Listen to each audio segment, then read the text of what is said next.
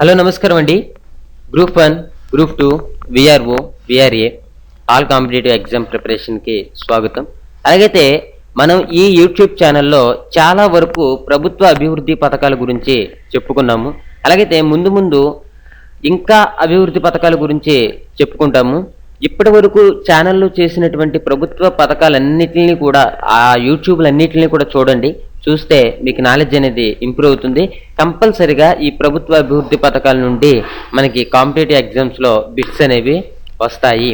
అలాగైతే మీకు ఏదైనా డౌట్ ఏదైనా ఉంటే నాకు కాల్ చేయండి. నా నెంబర్ 8179492829. మీకు ఏ డౌట్ ఉన్నా సరే నాకు కాల్ చేయండి. అంతేకాకుండా మన వీడియోస్ని స్పాన్సర్ చేయాలనుకునే వాళ్ళు, అదేవిధంగా చూస్తే వాళ్ళు ఏ బిజినెస్ అయితే చేస్తున్నారో ఆ బిజినెస్ని పబ్లిసిటీ చేసుకోవడానికి కానీ ఎవరైనా సరే నాకు కాల్ చేయొచ్చు. నా నెంబర్ 8179492829. ఓకే, అలాగైతే ఈరోజు మనం క్లాస్ చెప్పుకుందాము.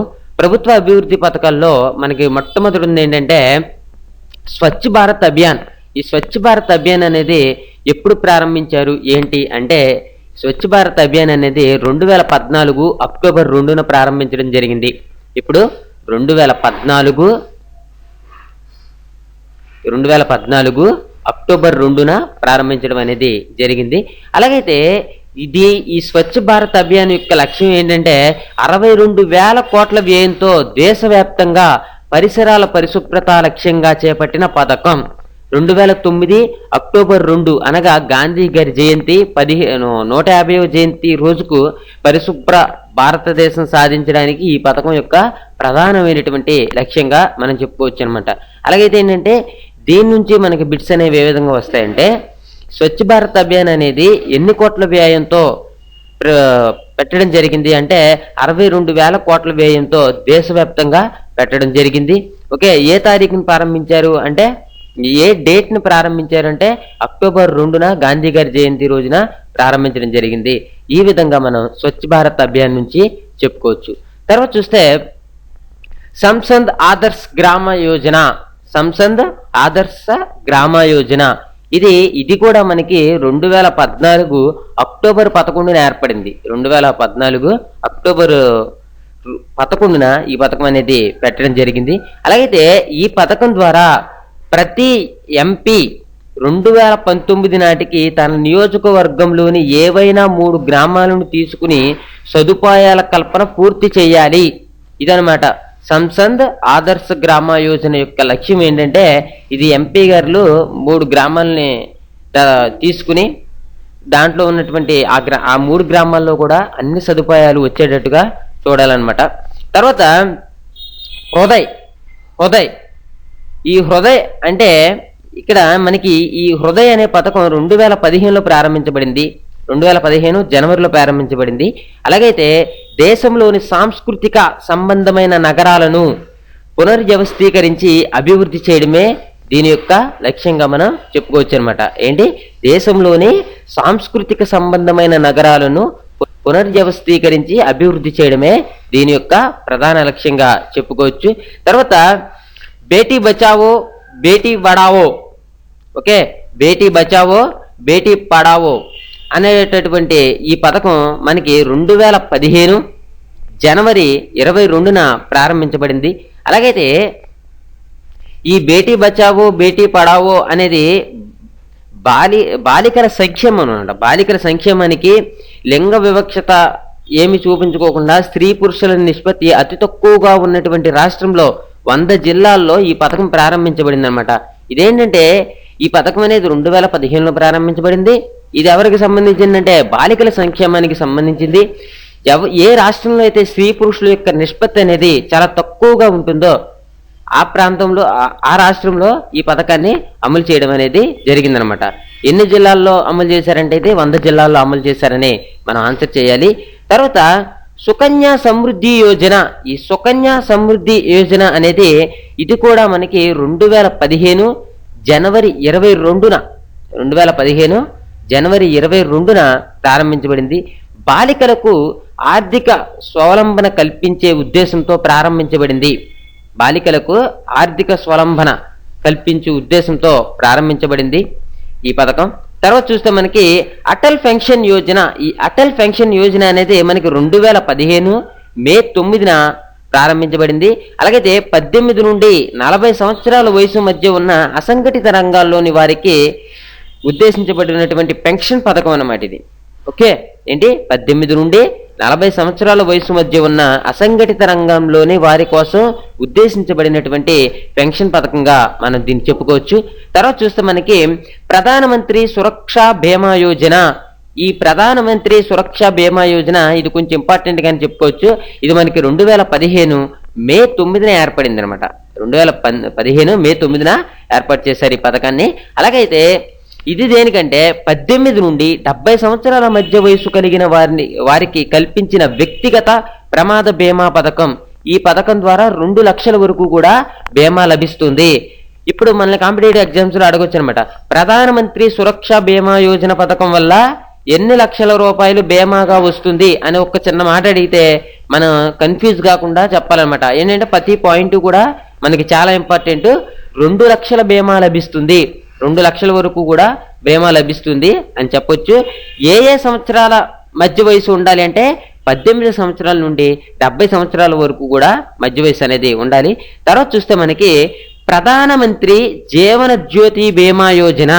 ఇది కూడా మనకి 2015 మే 9నే ఏర్పడింది ఈ పథకం కూడా. అలాగైతే ఇది 18 నుండి 50 సంవత్సరాల మధ్య వయసు గల వారికి కల్పించిన జీవిత బీమా పథకం అనమాట. దీని ద్వారా 2 లక్షల బీమా కవరేజ్ లభిస్తుంది. ఇది కూడా 2 లక్షల వరకు కూడా కవరేజ్ అనేది లభిస్తుంది. తర్వాత మనం చూసుకుంటే జలక్రాంతి అభియాన్. ఈ జలక్రాంతి అభియాన్ అనేది ఇది దేనికి సంబంధించింది అంటే మనకి దేశంలోని అన్ని జిల్లాల్లో నీటి కొరత గల గ్రామాలను మిగులు నీరు గల గ్రామాలుగా మార్చడం ఈ పథకం యొక్క లక్ష్యం అనమాట.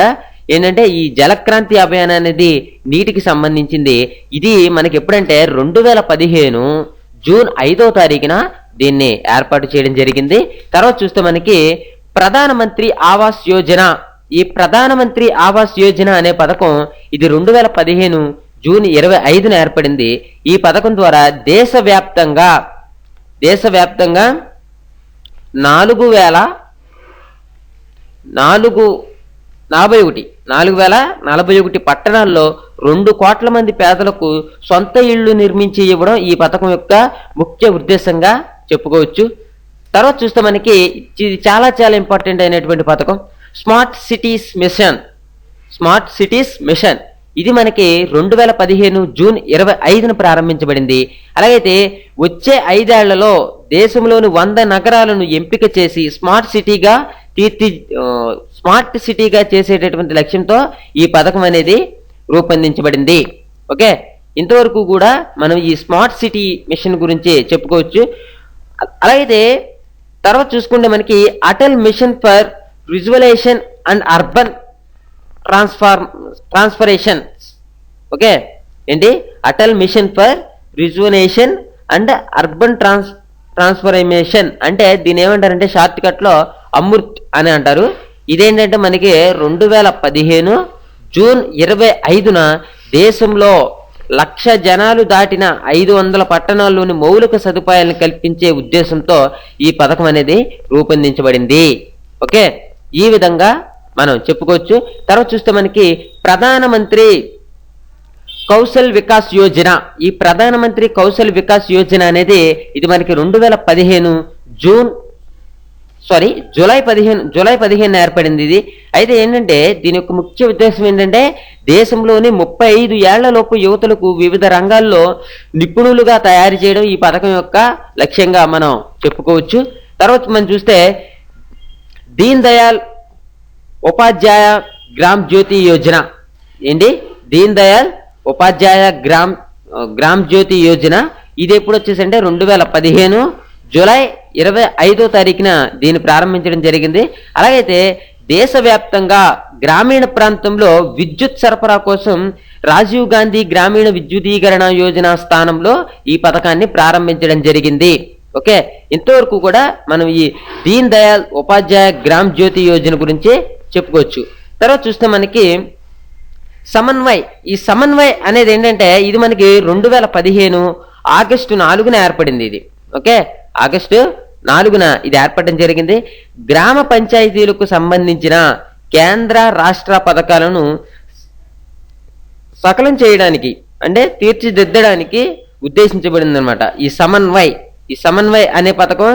దేనికి సంబంధించిందంటే గ్రామ పంచాయతీలకు సంబంధించిన కేంద్ర రాష్ట్ర పథకాలను సకలం చేయడానికి ప్రారంభించబడినటువంటి పథకంగా మనం చెప్పుకోవచ్చు. తర్వాత చూస్తే మనకి నై మంజిల్ ఈ పథకం ఏంటంటే 2015 ఆగస్టు 7న ప్రారంభించబడింది.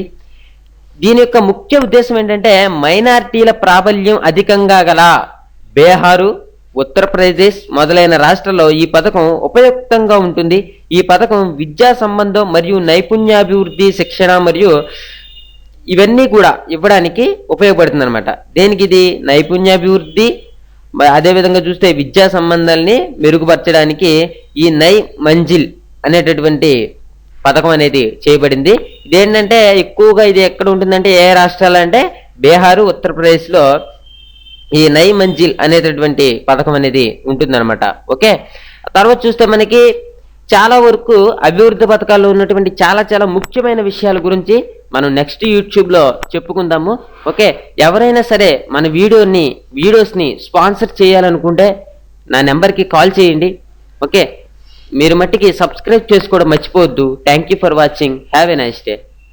ఓకేనండి, అలాగైతే నా వీడియోస్ని మీరు యూట్యూబ్లో చూస్తున్నప్పుడు ఇక్కడ యూట్యూబ్ కింద ఉన్నటువంటి ఈ సబ్స్క్రైబ్ బటన్ మీద క్లిక్ చేయడం ద్వారా సబ్స్క్రైబ్ అవుతారు. ఇలా సబ్స్క్రైబ్ అవడం వల్ల నేను పెట్టేటటువంటి కొత్త యూట్యూబ్లు అనేవి మీ మెయిల్ ఐడికి వస్తాయి. మీరు తప్పకుండా సబ్స్క్రైబ్ చేసుకోండి.